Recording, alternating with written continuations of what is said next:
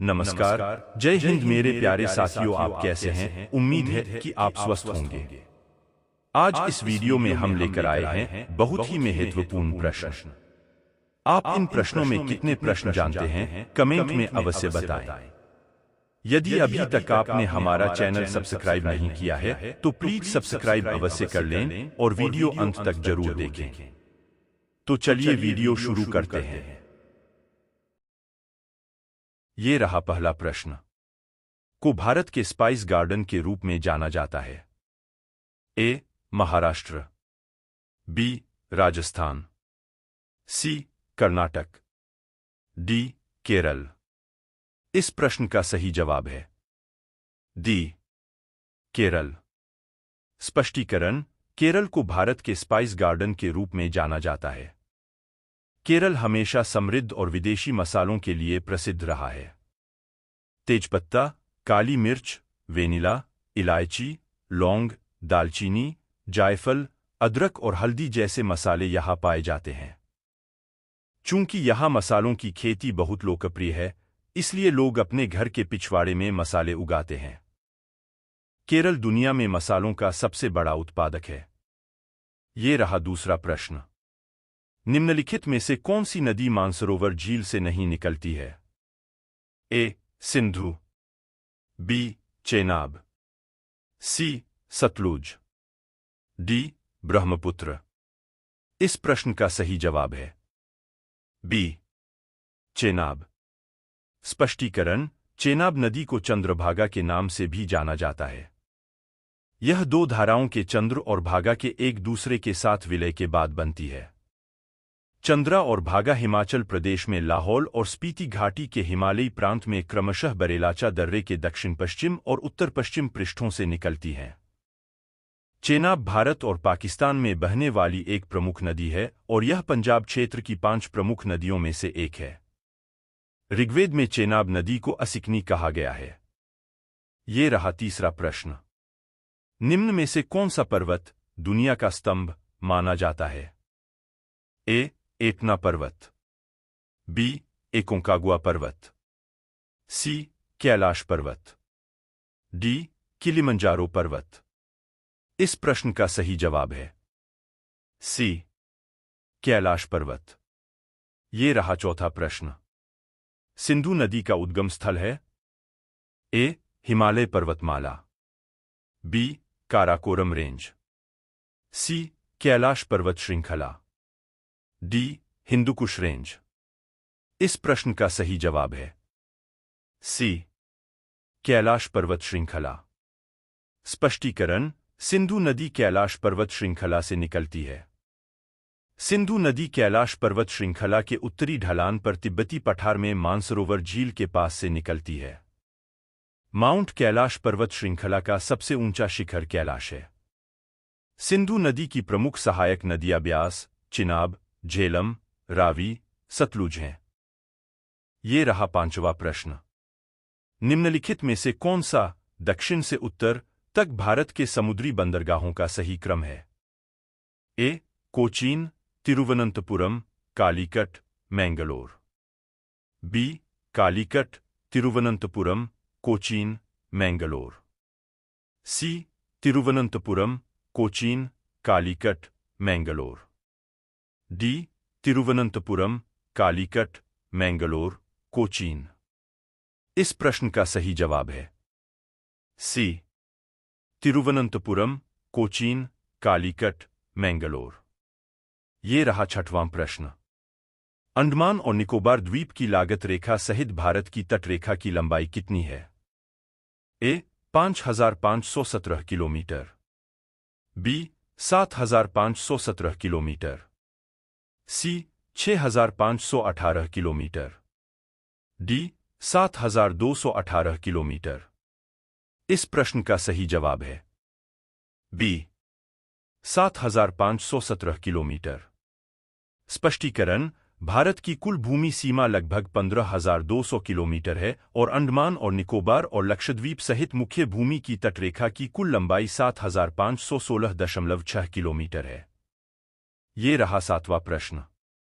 निम्नलिखित में से कौन सा तेल उत्पादक क्षेत्र नहीं है? ए बॉम्बे हाई, बी डिगबोई, सी अंकलेश्वर, डी जामनगर। इस प्रश्न का सही जवाब है डी जामनगर। स्पष्टीकरण। सौराष्ट्र क्षेत्र में जामनगर दुनिया का सबसे बड़ा तेल शोधन और पेट्रोकेमिकल्स कॉम्प्लेक्स का स्थान है। ये रहा 8वां प्रश्न। पश्चिम बंगाल में साल्बोनी निम्नलिखित में से किसके लिए जाना जाता है? ए भारतीय सुरक्षा प्रेस, बी सिक्का टकसाल, सी आधुनिक मुद्रा नोट प्रेस, डी उपरोक्त में से कोई नहीं। इस प्रश्न का सही जवाब है सी आधुनिक मुद्रा नोट प्रेस। स्पष्टीकरण। साल्बोनी अपने आधुनिक मुद्रा नोट प्रेस के लिए भी जाना जाता है। साल्बोनी इकाई 2000 रुपये और 500 रुपये के नए नोटों सहित सभी मुद्रा नोट छाप सकती है। आरबीआई की सहायक कंपनी भारतीय रिजर्व बैंक नोट मुद्रण प्राइवेट लिमिटेड ने कर्नाटक के मैसूर और पश्चिम बंगाल के साल्बोनी में 2 आधुनिक प्रिंटिंग प्रेस स्थापित की हैं। ये रहा 9वां प्रश्न। भारत का निम्नलिखित में से कौन सा क्षेत्र कपास की खेती के लिए सबसे उपयुक्त है? ए दक्कन का पठार, बी उत्तर पूर्व भारत, सी सिंधु गंगा का मैदान, डी पूर्वी तटीय मैदान। इस प्रश्न का सही जवाब है ए दक्कन का पठार। स्पष्टीकरण। कपास की खेती के लिए काली मिट्टी सबसे अच्छी मानी जाती है। काली मिट्टी मुख्यतः दक्कन के पठार में पाई जाती है, इसलिए अधिकांश कपास की खेती इसी क्षेत्र तक ही सीमित है। हालांकि कपास सतलुज गंगा के मैदान की जलोढ़ मिट्टी और प्रायद्वीपीय क्षेत्र की लाल और लेटराइट मिट्टी में भी अच्छी तरह से उगती है।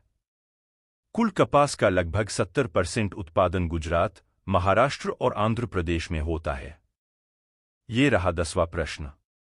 निम्नलिखित में से कौन सा कार निकोबार और लिटिल निकोबार के बीच स्थित है?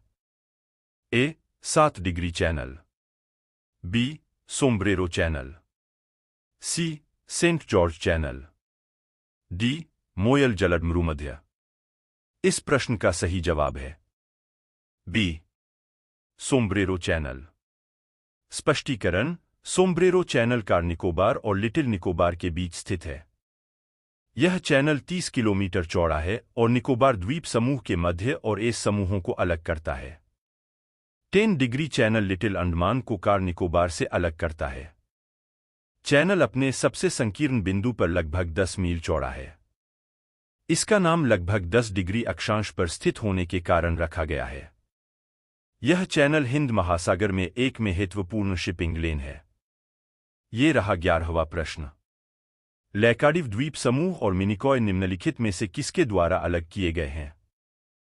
ए 8 degree channel, B 9 degree channel, C 13 degree channel, D उपरोक्त में से कोई नहीं। इस प्रश्न का सही जवाब है बी 9 डिग्री चैनल। स्पष्टीकरण। लैकाडिव द्वीप समूह और मिनिकॉय 9 डिग्री चैनल, मामला चैनल द्वारा अलग किए गए हैं। ये रहा 12वां प्रश्न। निम्नलिखित में से कौन सा भारत का दूसरा सबसे बड़ा मैंग्रोव वन है?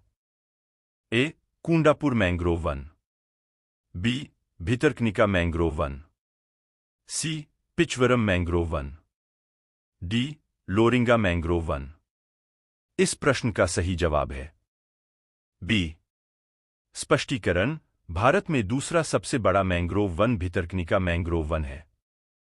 यह ओडिशा राज्य में ब्राह्मणी और बैतरणी नदी के डेल्टा में स्थित है। ये रहा 13वां प्रश्न। निम्नलिखित में से कौन सा छोटा नागपुर पठार का सबसे ऊंचा जलप्रपात है? ए दशम फॉल्स, बी जोन्हा फॉल्स, सी लोध फॉल्स, डी उसरी फॉल्स। इस प्रश्न का सही जवाब गए सी लोध फॉल्स। स्पष्टीकरण। छोटा नागपुर पठार का सबसे ऊंचा जलप्रपात लोध जलप्रपात, बुरहा नदी है। यह झारखंड के पलामू प्रमंडल के लातेहार जिले में स्थित है। ये रहा 14वां प्रश्न। राजरप्पा चिन्नामस्ता मंदिर किन नदियों के संगम पर स्थित है? ए दामोदर कोनार, बी दामोदर बेहरा, सी दामोदर बराकर, डी दामोदर शेरबुखी। इस प्रश्न का सही जवाब है बी दामोदर बेहरा। स्पष्टीकरण: रजरप्पा झारखंड के रामगढ़ जिले में एक झरना और एक लोकप्रिय मंदिर है। यह दामोदर बेहरा नदियों के संगम पर स्थित है। ये रहा 15वां प्रश्न। कर्नाटक पठार के दक्षिणी भाग को निम्नलिखित में से किस नाम से जाना जाता है? ए बरखान, बी मलनाड, सी मैदान, डी हमदा। इस प्रश्न का सही जवाब है सी मैदान। स्पष्टीकरण: कर्नाटक पठार के दक्षिणी भाग को मैदान के नाम से जाना जाता है। यह मलनाड की तुलना में कम पहाड़ी है। इसका निर्माण निचली ग्रेनाइट पहाड़ियों से हुआ है। ये रहा 16वां प्रश्न। भांडेर पठार भारत के निम्नलिखित में से किस राज्य में स्थित है? ए मध्य प्रदेश, बी झारखंड, सी महाराष्ट्र, डी कर्नाटक। इस प्रश्न का सही जवाब है ए मध्य प्रदेश। स्पष्टीकरण: भांडेर पठार मध्य प्रदेश राज्य में स्थित है। इसका कुल क्षेत्रफल 10,000 वर्ग किलोमीटर है। यह पठार दक्कन के पठार को सिंधुगंगा के मैदानों से जोड़ता है। ये रहा 17वां प्रश्न। भारत में निम्नलिखित में से किस चट्टान प्रणाली को खनिजों के भंडार के रूप में भी जाना जाता है? ए विंध्यन प्रणाली, बी आर्कियन रॉक प्रणाली, सी धारवाड़ प्रणाली, डी कुडप्पा प्रणाली। इस प्रश्न का सही जवाब है सी धारवाड़ प्रणाली। स्पष्टीकरण: धारवाड़ चट्टान प्रणाली भारत की पहली रूपांतरित तलछटी चट्टान प्रणाली है। यह लौहयस्क, मैंगनीज, सीसा, जस्ता, सोना, चांदी आदि से समृद्ध है। ये रहा 18वां प्रश्न। पूसा सिंधु गंगा निम्नलिखित में से किस फसल की एक किस्म है? ए गेहूं, बी मसूर, सी चना, डी धान। इस प्रश्न का सही जवाब है ए गेहूं। ये रहा 19वां प्रश्न। निम्नलिखित में से कौन सा राज्य भारत में सीसा का सबसे बड़ा उत्पादक है? वे राजस्थान, बी ओडिशा, सी छत्तीसगढ़, डी मध्य प्रदेश। इस प्रश्न का सही जवाब है ए राजस्थान। स्पष्टीकरण: राजस्थान भारत में सीसा का सबसे बड़ा उत्पादक राज्य है। भारत के पास कुल मिलाकर लगभग 720 मिलियन टन सीसा भंडार है। राजस्थान में जावर, रिकबदेव, देबारी सीसे की महत्वपूर्ण खदानें हैं। ये रहा 20वां प्रश्न। भारत के निम्नलिखित में से किस राज्य का क्षेत्रफल सबसे अधिक है? ए मध्य प्रदेश, बी उत्तर प्रदेश, सी राजस्थान, डी तमिलनाडु। इस प्रश्न का सही जवाब है सी राजस्थान। स्पष्टीकरण: क्षेत्रफल की दृष्टि से राजस्थान भारत का सबसे बड़ा राज्य है। इसका क्षेत्रफल 3,42,000 वर्ग किलोमीटर से अधिक है। ये रहा 21वां प्रश्न। निम्नलिखित में से कौन सा भारत के उत्तर से दक्षिण और पूर्व से पश्चिम तक किलोमीटर में विस्तार का सही जोड़ा है? ए 2,900 से 1,800, बी 3,214 से 2,933, सी 3,051 से 2,500, डी उपरोक्त में से कोई नहीं। इस प्रश्न का सही जवाब है बी 3,214 2,933। स्पष्टीकरण: भारत का उत्तर से दक्षिण विस्तार 3,214 किलोमीटर है और पूर्व से पश्चिम तक भारत का विस्तार 2,933 किलोमीटर है। ये रहा 22वां प्रश्न। पूर्णा नदी निम्नलिखित में से किस नदी की सहायक नदी है?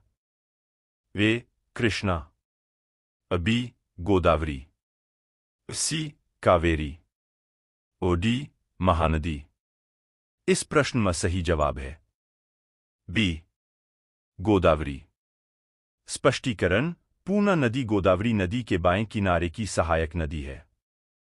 इसकी उत्पत्ति अजंता श्रेणी से हुई है। यह महाराष्ट्र के वर्षा छाया क्षेत्र में स्थित है। ये रहा 23वां प्रश्न। निम्नलिखित में से कौन सी भारत की कृत्रिम झीलें हैं? 1. पेंगोंग, 2. पुष्कर, 3. कोडाइकनाल, 4.